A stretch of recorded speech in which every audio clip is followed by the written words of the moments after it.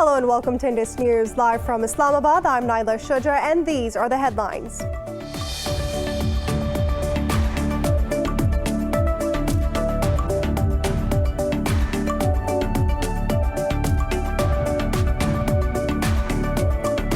Islamabad says it has called upon the United Nations counter-terrorism bodies to act on the dossier on Indian terrorism in Pakistan. At a weekly press briefing, the Foreign Office spokesperson urged India to renounce use of terrorism as its instrument of state policy.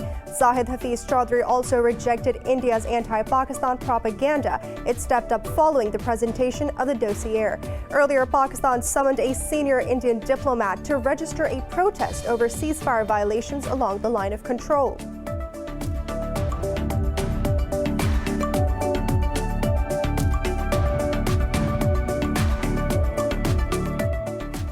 Ethiopia says its military will begin the final phase of an offensive in the Tigray region. Prime Minister Abiy Ahmed warned of final attack, saying a 72-hour deadline to the rebels to surrender peacefully is now over. Hundreds of people have been killed and some 40,000 have fled to Sudan since the fighting started on November 4th.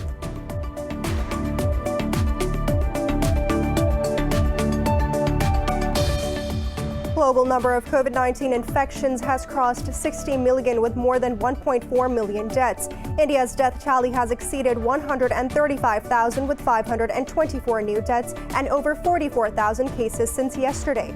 Pakistan has registered over 3,300 infections and 40 deaths in the past 24 hours, taking its death toll to 7,843. Meanwhile, Sudan's former Prime Minister Sadiq al-Mahdi has died of coronavirus in the UAE.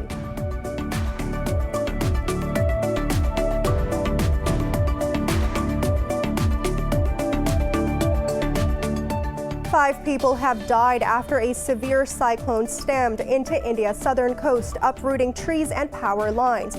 Met Office says Cyclone Nivar made landfall in the southern Tamil Nadu state with winds up to 130 kilometers per hour. Tens of thousands of people were evacuated from low-lying areas of the Tamil Nadu ahead of the storm's landfall.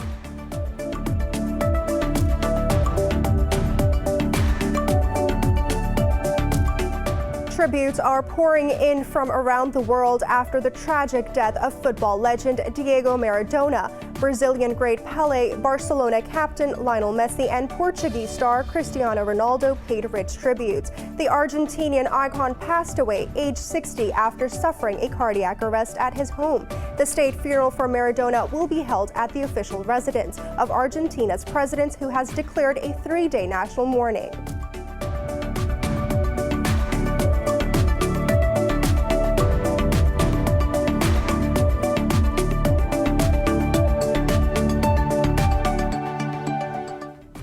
For more news and details, stay tuned. We'll be right back after a short break.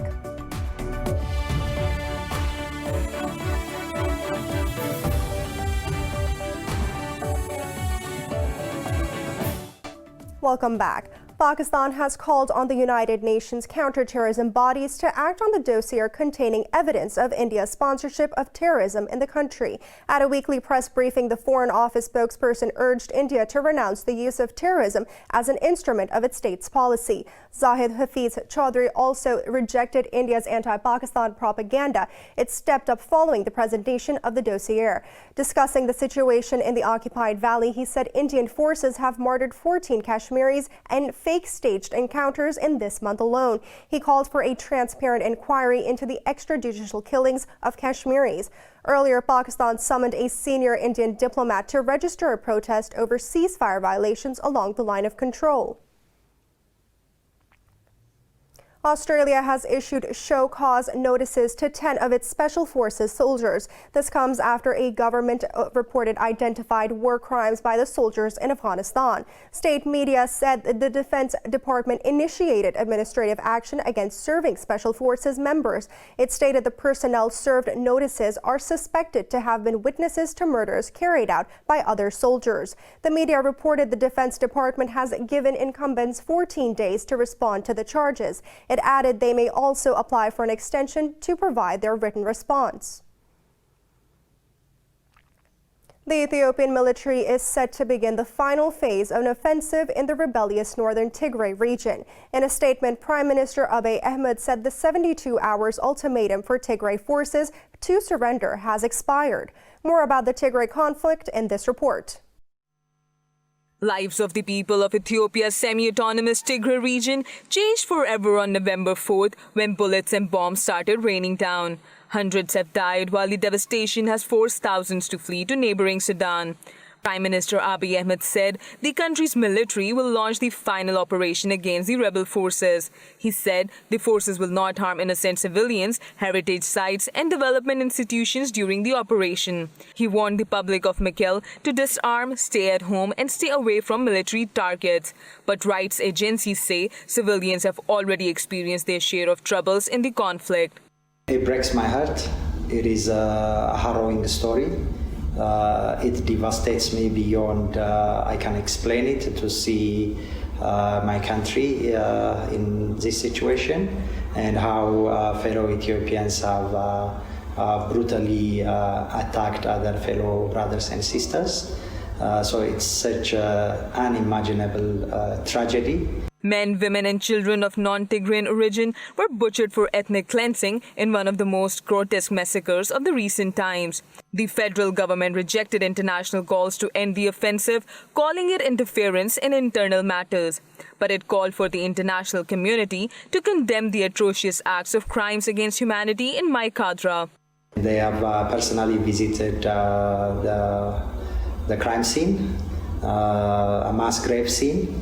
They have seen bodies lying around in the town, actually, because they arrived while this was very fresh.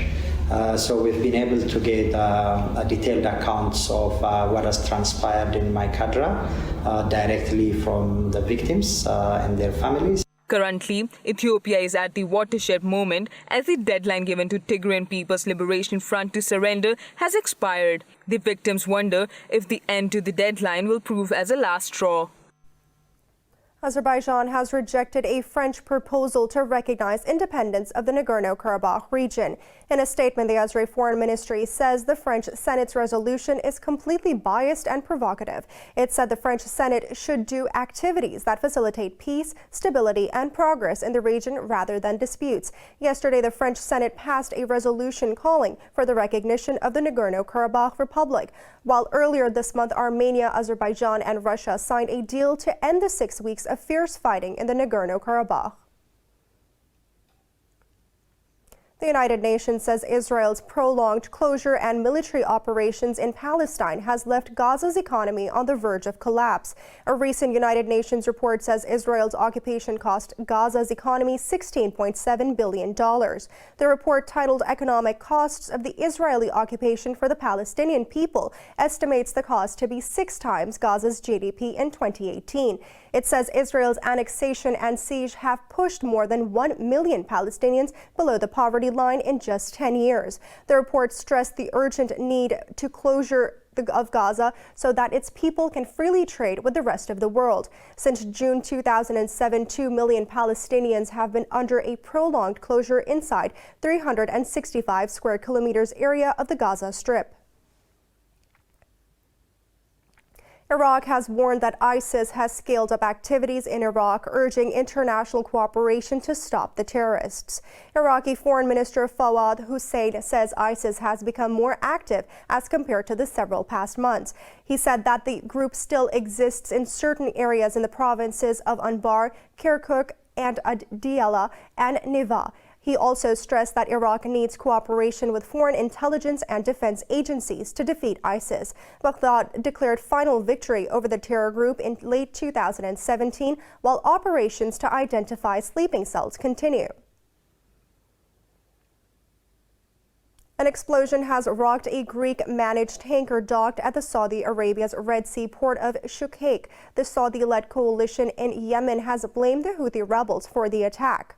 The coalition said the commercial vessel suffered minor damage from shrapnel in what it described as a foiled terrorist attack. The vessel's Greece-based owner said it was attacked by an unknown source while preparing to depart from Shukhaik. He said all 25 crew members on board are safe. The tanker was carrying no cargo when the explosion occurred. The Saudi Coast Guard say an investigation is underway. China has slammed the United States over announcement of its latest sanctions against 4 Iranian entities. At a news briefing, a foreign ministry spokesperson said China had lodged severe representations with the United States over the matter. Zhao Lijian said that Beijing urges the United States to correct its mistakes. Earlier, United States Special Envoy for Iran said Washington was set to impose sanctions on 4 entities linked to Tehran's missile program. Elliot Abrams also accused Chinese and Russian entities of promoting Iran's missile program. The envoy warned that Iran must brace itself for face or more sanctions in the coming months. Iran has released jailed British-Australian academic Kylie Moore-Gilbert in a prisoner swap. Tehran exchanged jailed Gilbert with 3 Iranian jailed abroad. Iranian media says Gilbert was set free in exchange for 3 Iranian nationals. In a statement, Australia's Foreign Minister Marise-Ann Pine said that Gilbert's release was achieved through diplomatic engagement with Iran. Pine said Gilbert's release has been an absolute priority for Canberra since her detention. After her release, Gilbert thanked her supporters for diplomatic efforts to secure her freedom. Iran detained Gilbert on charges of spying for Zionist powers and gave her a 10-year sentence in 2018. The United States has unilaterally blacklisted Libya's Kinyat militia and its leader over human rights abuses by the group. Last week, Russia vetoed a United Nations Security Council resolution calling for sanctions on the Kinyat group. In a statement, U.S. Treasury Department said Kinyat Group is responsible for murders of civilians. It said the militia is also responsible for torture, forced disappearances, and displacement of civilians. Treasury Secretary Steven Mnuchin said the sanctions have been imposed under the Global Magnitsky Act, which allows the United States to target human rights violators worldwide. Russia has called on the United Nations to analyze the damages done by the United States and the EU's unilateral sanctions imposed by various countries. In a Security Council meeting, Moscow's permanent representative to the United Nations, Vasily Nebenzia, said the imposed sanctions have been bypassed by the United Nations Security Council and the unilateral curbs are illegal. Nebenzia said the restrictive measures have posed serious threats to international peace. He said that it has weakened the humanitarian solution in the Middle East, Africa, Latin America, and some European regions. He added Russia may involve United Nations regional coordinators to monitor impacts of sanctions on economic revival of the countries after the pandemic. The Russian military says it has successfully test-fired a new missile of the country's anti-ballistic missile defense system. The missile was launched from the Sary-Shangan firing range in Kazakhstan. The ministry says the new interceptor missile reliably confirmed its characteristics after a series of tests. It added the missile struck the notional target with the preset accuracy. The previous test launch of a new ballistic missile was conducted in late October on the same testing ground. Russia's ABM system is designed to defend the country against strikes by a potential enemy's aerospace weapons. In Turkey, a court has issued life sentences to nearly 500 defendants, including army generals and pilots, over the 2016 coup attempt. State media says 25 F-16 pilots have been given aggravated life sentences, while 4 civilians have been given 79 life sentences. The defendants have been accused of attempting to kill President Tayyip Erdogan, toppling and bombing parliament. Former Air Force Commander Akin Öztürk has also been given a life sentence on the basis of attempting a coup. The Turkish government has blamed the supporters of U.S.-based preacher Fethullah Gulen for the failed attempt of the coup. Total 475 people have been on trial and 365 of them are under the custody of Ankara. Global number of COVID-19 infections has crossed 60 million with more than 1.4 million deaths. India's death tally has exceeded 135,000 with 524 new deaths and over 44,000 cases since yesterday. Meanwhile, Sudan's former Prime Minister Sadiq al-Mahdi has died of the coronavirus in the UAE. More in this report.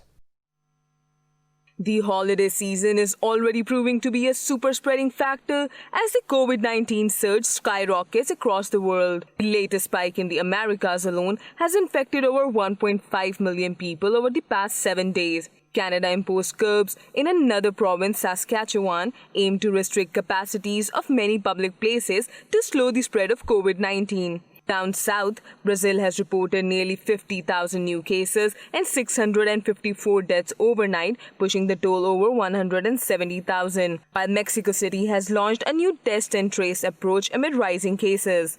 Lockdown's effectiveness has not been fully demonstrated. Many times they are carried out to exalt the authoritarian attitude of an official. You have to trust the people, convince citizens instead of imposing. That too not by force, because authority tends to feel arrogant. It wants to limit the freedoms of citizens, thinking that the citizens are minor. The World Health Organization's data shows that Europe has been the biggest global contributor to new cases and deaths in the last week. Meanwhile, Turkey has signed a contract to buy 50 million doses of COVID-19 vaccine from China's Sinovac Biotech. France also reported fresh surge in COVID infections and deaths as it registered 380 deaths and over 16,000 new cases overnight. Struggling to contain the pandemic, Germany has extended restrictive measures until at least December 20th. Daily infection numbers remain at a level that is far too high. Enormous efforts are being made in some of ICUs. Reports from Robert Koch Institute for Infectious Diseases that 410 people died of COVID-19 in the past 24 hours reminds us in the saddest of ways that there are human tragedies behind the statistics, lives which sometimes end much too soon.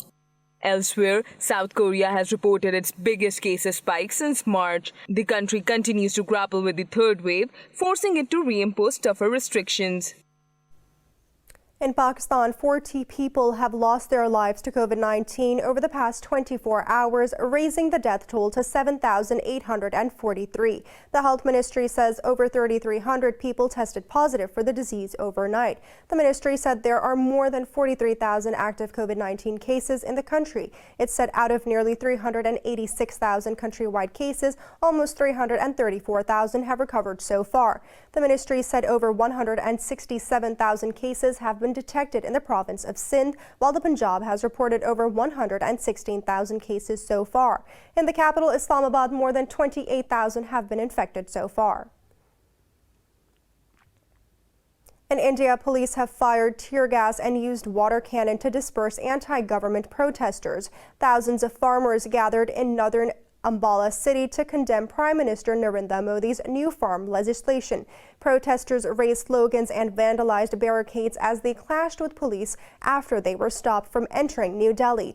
Prime Minister Modi's government has defended the reform measures that will allow farmers to sell to institutional buyers. The government said it will still purchase staples as rice and wheat are guaranteed prices.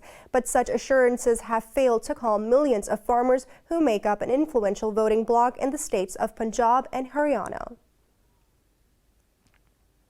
5 people have died after raging cyclone Nivar slammed into India's southern coast, uprooting trees and power lines. Officials say over 227,000 people were evacuated from low-lying areas of Tamil Nadu ahead of the storm's landfall. They say Cyclone Nivar hit the Tamil Nadu state with winds of up to 130 kilometers per hour. Heavy rains inundated the Chennai city while overwhelming its sewerage system. The city's seaport and airport remained shut while the state declared a public holiday. India's meteorological agency says Nivar will weaken to a low depression by tomorrow. It's now time for a short break. Stay with us.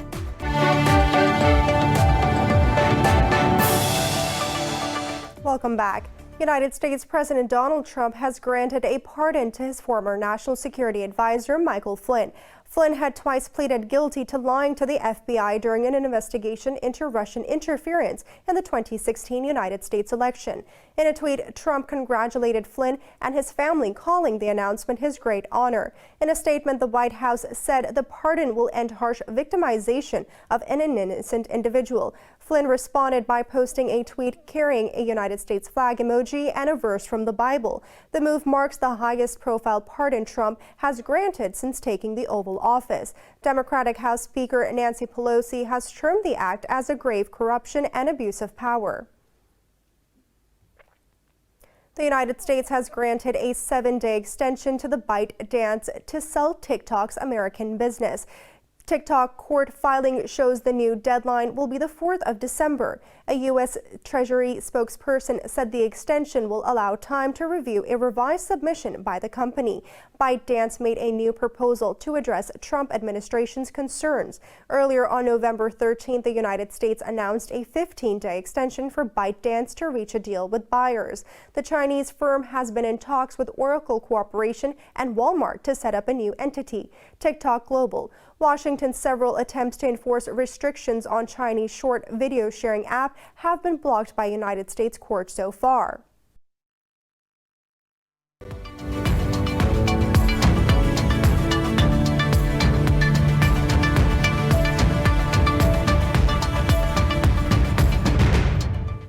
European stocks are trading just under the flat line as investors take more cautious approach after a global rally in recent recessions. The Pan-European Stock 600 slipped marginally with trading volumes low due to the holiday season. Frankfurt's DAX and Italy's FTSE MIB have slid fractionally too. London's FTSE has declined around 0.5%, while the CAC 40 in Paris has also edged down.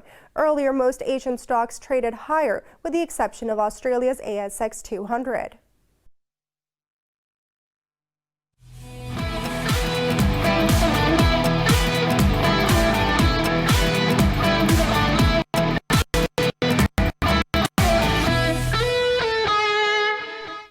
Tributes are pouring in from around the world after the tragic death of football legend Diego Maradona.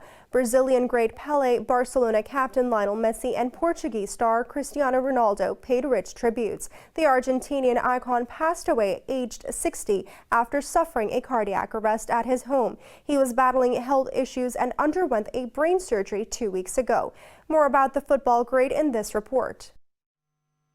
Maradona captained Argentina when his side won the 1986 World Cup, scoring the famous Hand of God goal against England in the quarterfinals. The attacking midfielder played for Barcelona and Napoli during his club career, winning 2 Serie A titles with the Italian side. He scored 34 goals in 91 appearances for Argentina, representing them in 4 World Cups. Maradona led his country to the 1990 final in Italy, where they were beaten by West Germany before captaining them again in the US in 1994. Despite widespread fame and success, his career was not without its fair share of controversies. During the second half of his career, he struggled with drug addiction and was banned for 15 months in 1991. He retired from professional football in 1997 at the age of 37. Following his death, Argentina's President Alberto Fernandez has declared 3 days of national mourning. The state funeral for Maradona will be held at the official residence of Argentina's president. In Buenos Aires, people began pouring onto the streets to mourn the nation's favorite son. Football players and fans have also paid tribute to Maradona. Brazil football great Pelé said, "The world has lost a legend, and one day he hoped to play with Maradona in heaven." Barcelona captain Lionel Messi called it a very sad day for all Argentinians and for football. Portuguese star Cristiano Ronaldo said the world was farewelling an eternal genius and an unparalleled magician who was departing too early. Spaniard Rafael Nadal led the tennis world in paying tribute, saying today the world of sports in general and football in particular has a void. In the UEFA Champions League, Real Madrid have claimed their first ever win at San Siro, beating Inter Milan 2-0 in a Group B encounter. Eden Hazard converted an early penalty while scoring a second-half own goal from Achraf Hakimi, sealed 3 points for the Spaniards. The win moves up Real into the second place in their group with the only 1 point behind leaders Borussia Mönchengladbach. Earlier, Gladbach cruised to a 4-0 victory over Shakhtar Donetsk to stay on top of the group. In another fixture, Atalanta scored twice in 4 minutes to upset Liverpool 2-0. Defending champions Bayern Munich booked their place in the knockout stage with a 3-1 victory over Red Bull Salzburg. Victoria Government Minister Martin Pakula says the Australian Open is expected to be postponed by 1 or 2 weeks. He said Australia is not going to jeopardize the fight against COVID-19 and an extremely rigorous testing regime will apply to the players. The first Grand Slam of the year is scheduled to take place in Melbourne from the 18th to the 31st of January next year. The COVID-19 quarantine regulations in Victoria does not allow players to visit the state until the end of December at the earliest. Tennis Australia had been hoping players could arrive in Melbourne in mid-December and quarantine before starting the season on the 1st of January. The French Open was delayed by 4 months because of the coronavirus pandemic, while Wimbledon was cancelled in 2020. 6 members of Pakistan's cricket team have tested positive for the coronavirus in Church Christ, New Zealand. The New Zealand Cricket Board said that the players have been isolated and the team's exemption to train in quarantine has been revoked. All members of the Pakistan cricket team had returned negative results on 4 occasions before leaving Lahore. New Zealand will host Pakistan for a 3-match 2020 series along with 2 test matches. The first T20 is slated for the 18th of December at Auckland, while the last test will be played at Christchurch on the 3rd of January.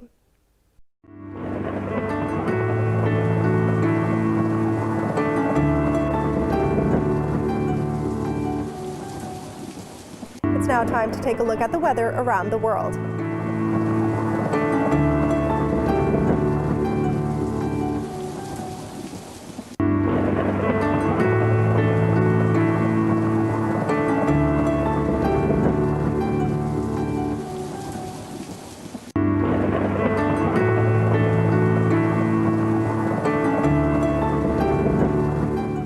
For the latest news updates, you can follow us on our social media at Indus.News.